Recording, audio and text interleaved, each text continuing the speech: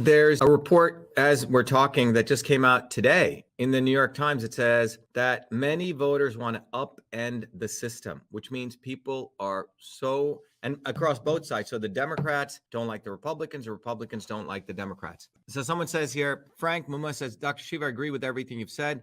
However, how do you achieve a viable solution on a national scale when our elections are compromised and big money funds a two-party system?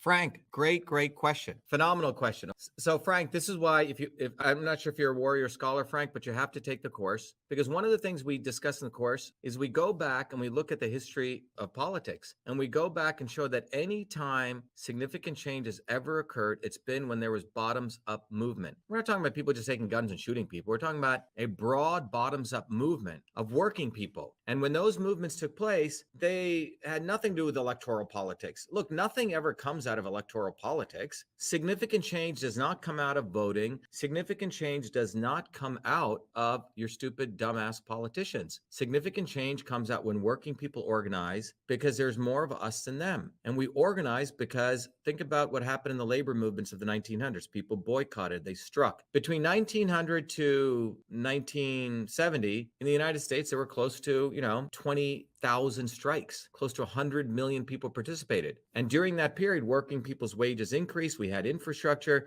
GDP grew, etc. And you can look at the same phenomenon throughout the world when gains were made in anti-colonial movements. It was when people rose bottoms up. However, starting in the 1970s, those bottoms up movements were crushed by the left and right working together. The right wing branded all of them as communists and Marxists as a way to label people. And therefore, the left wing took over those bottoms up movements and made them top down corrupt union movements. And that's how the left and the right work together. So all they do is they take issues, lefty version of it, a righty version of it, and everyone fights. They do not want to solve problems because they're two heads of the same snake. So the only way, Frank, is to build a bottoms up movement. That's why I emphasize this to you. Any other questions? Someone said journalists who are reporting the truth for the freedom rallies are arrested and some in prison. Looks like communism happening. Let's use the right word. Let's use the word fascism. It's called fascism.